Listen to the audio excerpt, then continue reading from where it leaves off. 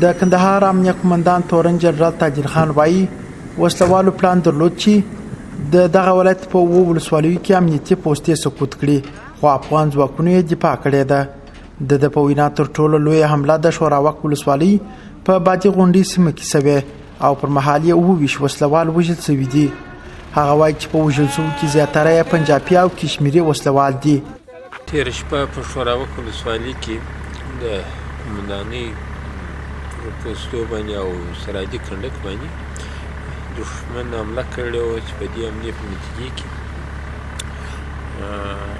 27 کسه دښمن جسدونه پر دغه ځای پاتې دي چې په هغه کې دا مخالفینو کې چې دي پنجابیان دي کشمیریان دي دا په ګډ دي. د کندهار امنیه قومندان تاجین خان وایي چې د شوراوک ترڅنګ وسلوالو په شاولی کوټ میانشین ارغسان معروف میوند او خاکریز ولسوالیو کې بریدونه کړي دي او پر مهال یې 15 شپېته وسلوال وژل شوي دي. تېره ورځ په 15 کسه مړي د په ارغسان کې مې راګرځولي دي او 7 کسه مړي په بتو کې په معروف کې د دښمن صفات دي راګرځولي مې دي. 3 کسه په شاولی کوټ کې دي 2 کسه مړي د دښمن په میانشین کې راګرځولي دي او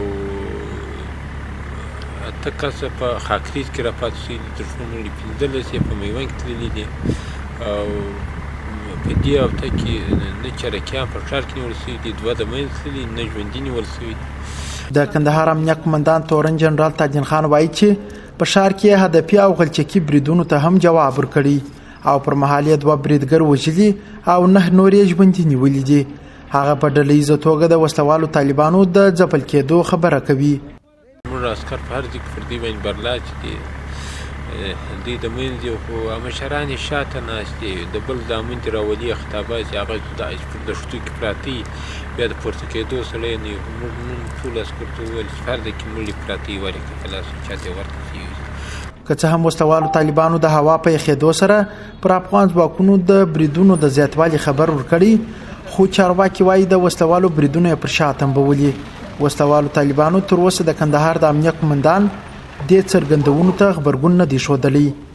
قدرت الله رضوان، میلمه راډیو، کندهار.